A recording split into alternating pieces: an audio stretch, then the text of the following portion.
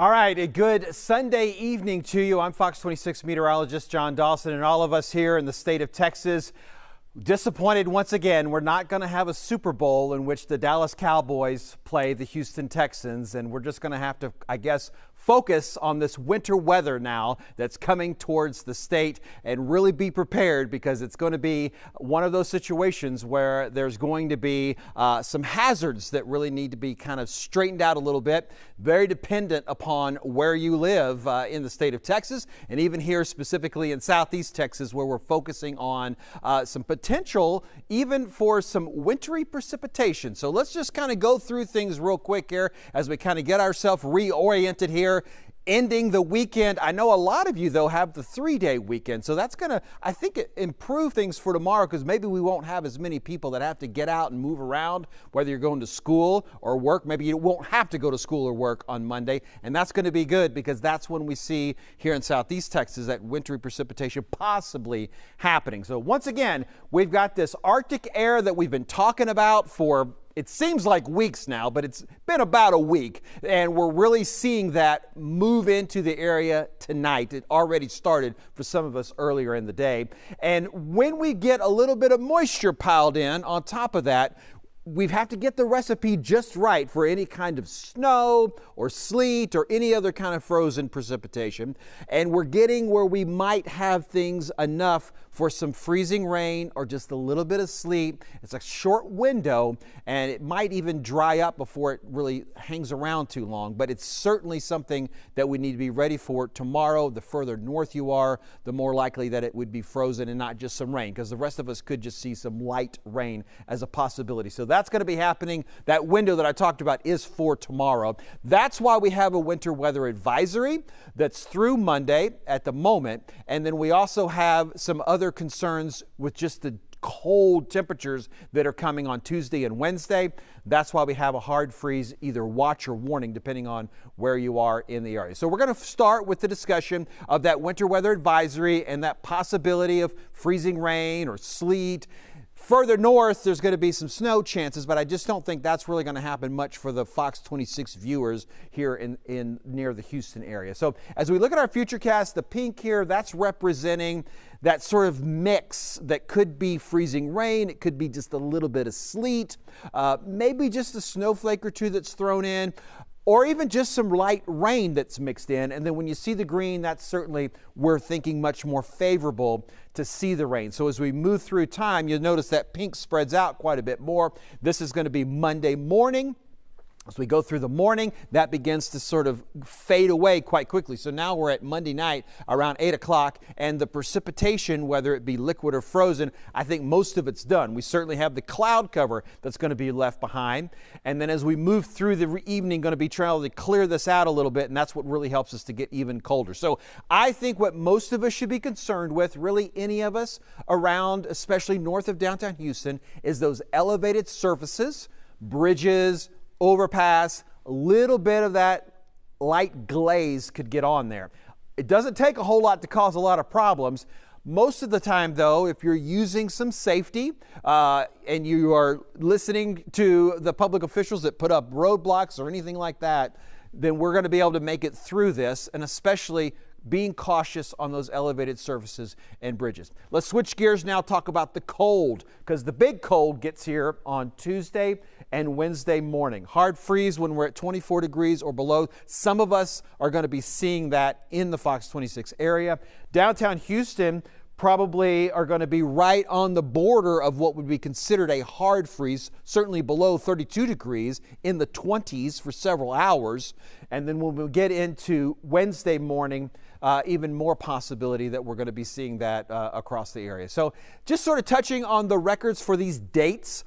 These, again, aren't like completely yearly records or anything like this, but for specific dates of Tuesday and Wednesday, the record is 22 degrees on Tuesday at Intercontinental Airport. It's 25 at Hobby and 23 at Galveston. I think these are sort of obtainable. We might be able to reach some of these and perhaps tie or break these records. Wednesdays, though, we're in the teens, and I just don't think it's going to be that cold. So again, it's just sort of to show you that this isn't just breaking all records as far as the cold is concerned. Even a few years ago, we've seen temperatures that is colder than what we're expecting, but we're certainly could for at least for these dates. So again, some of these reminders, I'm hopeful this is is something that you're familiar with, maybe you've thought through, but let's just kind of go through everything real quick. First of all, your pets and your people are going to be the primary thing. Make sure you've checked on all of those folks that need a little extra care. As far as the sensitive vegetation goes, I think your best bet is to get those things moved inside. If you can't, you can try and cover them. There are a few ways that you can, again, try to add a little heat in there, but research that a little bit. Make sure you're doing it safely. As for yourself, if you've got to be out, let's make sure we're dressing in layers. The winds aren't going to be super strong when the really cold air is here, so those wind chills will be a little bit more reasonable, but you'll see here in a minute, we do have some warnings for some of us because of the breezy conditions for tomorrow. And then those pipes, very important. This, I think, is going to be the biggest concern for the most people, is protecting those pipes, making sure that you've got everything covered, drain what you can, and again, just sort of be ready as it sets in to monitor that if you need to shut something off quickly, if something freezes, then you're going to be prepared to do that. Real quick, the discussion about these bridges, these overpasses that we're talking about and why it happens. I'm going to use these as our thermometers. Let's just say it's about 3 degrees. Obviously, it can be right at the freezing mark, because when we get close, what happens is our roadways will just start losing any heat that they have. So they'll start chilling down. And when you normally would expect that to be happening all across evenly, well, when you get an elevated surface like this, colder air is able to sort of move underneath that. Then as it moves underneath it, what it allows is for this heat that might be created within the bridge to cool down much faster. So the ground actually helps insulate, helps to kind of hold on to a little bit of that heat. But when you've got something that's elevated, there's no insulation, there's nothing helping. So the bottom line is, where you might have 1 degree on the pavement, a regular ground, you could be in negative numbers over those elevated surfaces, because it will cool down quite a bit quicker because it'll do that. So when we get to a situation like tomorrow where, you know, we're close to that freezing mark, it doesn't take a lot. I mean, it's a big difference between 33 and 32 degrees. You know, the magic of the way Mother Nature works, you just get 1 degree cooler and all of a sudden you have the possibility of some of that ice that's forming. So as you're driving with this potential of these elevated surfaces, having a little bit of glaze on them, first of all, drive slower. Do not use your cruise control. Everything in general needs to be smoother. So when you're applying the gas, make it a little smoother. When you're applying the brake, make it a little bit smoother. When you're moving around, give yourself extra time out in front of you between everybody. And don't forget, it's not just the roadways that can collect some ice. As you're walking around, be cautious. Sometimes those little spots can pop up on a sidewalk. Maybe not the whole thing, but that one spot, that one step. Be watching where you're going so that you don't hit one of those and you get your feet taken out and then you fall. So let's make sure that while we're driving, but also while we're just kind of moving around, whether it be in your yard or in a more of a public area, that we're being safe. A reminder again, the 4 Ps. We're going to start with the people. Make sure that you're dressing correctly. Make sure that you're taking care of your dependents that need a little bit more help. Your pipes, you want to get drained what you can. You want to insulate anything that's outside, exterior. And I know it's a little bit of a dicey situation, or it's up for discussion about dripping faucets. Most of our officials would not recommend that you do that because it lowers the pressure overall. But that is certainly something that some folks want to do. An easier way to do that is if you open those cabinets, that's going to allow some of that warmer air to kind of get in there. Sometimes if you have an exterior wall, like maybe your kitchen, and that air can kind of get into those pipes easier on the exterior wall. But if you open your cabinets under there, that allows some more heat to kind of get in there and help them out a little bit. All right, so we're going to be taking care of those plants. We've talked about that. Make sure that you get them covered. If you can bring them inside, bring them inside. Maybe some heating lamps in the right conditions safely. You can also do that. And then, you know, make sure that your pet has food and water. If they have to be outdoors, make sure they have food and water that's safe. They have to have a shelter. There's now state law that puts that into effect. So if you need a state law to help you take action to take care of your pet, well, it's there. But hopefully you're just taking care of your pet and giving them the shelter that they need, the food and water that they need. And again, hopefully if you could just bring them in the house, or even just maybe into the garage where it's not nearly as cold. All right, I want to start off just by saying, if you've watched any football recently or any other sort of coverage across what's happening across our country, we got a lot of cold weather making a lot of big impacts on politics.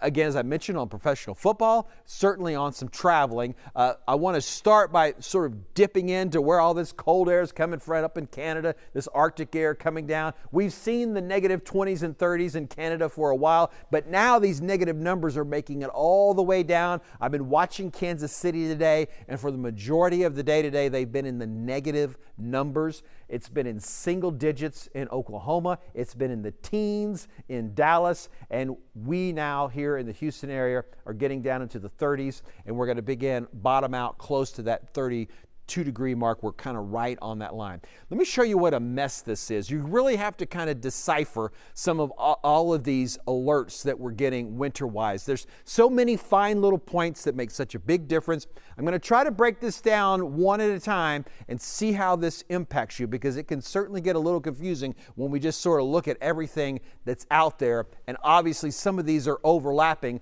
whether it be in time or whether it be in actually geographic location. So what I think is impacting the most people tomorrow is the winter weather advisory. That's the potential for that glaze that's going to be getting on some of our roadways, most likely the elevated surfaces, and that's pretty much Harris County and north. So north of Interstate 10, that's a very rough way to kind of look at it. It does include going down a little bit closer to the coast once you get down in Matagorda County. So the majority of the Fox 26 viewing area, and this goes until Monday 6 p.m. And it's sort of shorter than these other things I'm going to be talking about, because it's that window. You've got to have the moisture that's mixed in with the cold air. So that's really going to be just for Monday. Now, for our northern counties, there is a wind chill advisory, and the concern there is that if you are out and you're not properly covered up, you're not properly getting your jackets on and everything, some of that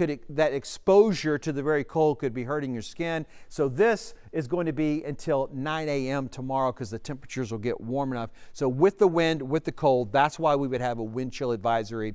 Again, that's in either sort of a next tier up as far as our northern counties. And then our very northern counties, really just three in the Fox 26 viewing area. It's Grimes, Walker, and Washington County. Those are technically the Fox 26 viewing area counties, but the Brazos Valley area also included through tomorrow morning, that hard freeze warning. So while I've been talking about Tuesday and Wednesday morning being the big cold, these folks are going to be included in Monday morning of the hard freeze, meaning lower 20s, possibly into the teens.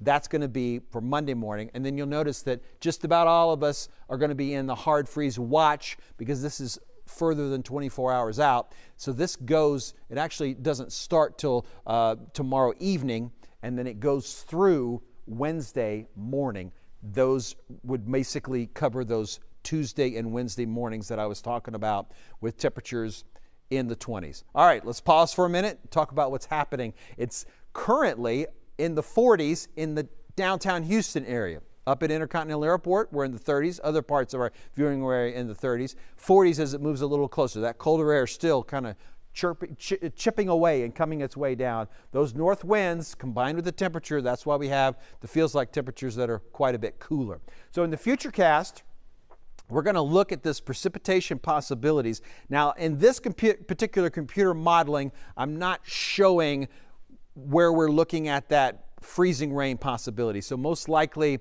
falling as a liquid, but then once it hits a surface, it could freeze, and that could cause the problem. We looked at that other modeling a little bit earlier with the pinks that were shown in there. So here's where we're going to get about noon when we peak with our possibilities of seeing some of that light rain and drizzle, and then that begins to clear towards the end of the day. Before I get to the 7-day forecast, I want to remind you, Fox Local is a great way to watch pre-recorded as well as live programming, and we have a whole section here getting us ready for that winter weather update. So if you're watching me live right now, and you haven't downloaded the Fox Local app, this would be a great time to do that, because again, you can get these these pre-recorded areas as well as anything live we're doing. And throughout the day on Monday and Tuesday, for sure, we'll be having extended coverage. So not just broadcasting on the air, but we'll be broadcasting on Fox Local, as well as some of the other social media. And then we'll be ready to kind of follow that. And when we're not on, we'll have Fox Weather on. You'll be able to keep a little bit of a better picture with the bigger picture that's happening. All right, here's what we're looking at, putting it all together in the 7-day. We got the winter weather advisory. That's when we could see some of the wintry precipitation. It's a short window, but it could make a mess if it really begins to turn up a little bit, especially if the further south that it creeps. The colder temperatures get here on Tuesday and Wednesday. We could have a hard freeze. We're going to get a little bit of a warm up once we get into Thursday, and then Friday, another front gets here. It knocks our temperatures back down. We're looking at close to freezing temperatures again on Saturday morning. So once again, glad you're checking in here. Download Fox Local if you haven't already done so. And once again, if you're watching live Sunday evening, glad you're here. Make sure you tune in tonight, Fox 26 News at 9 p.m.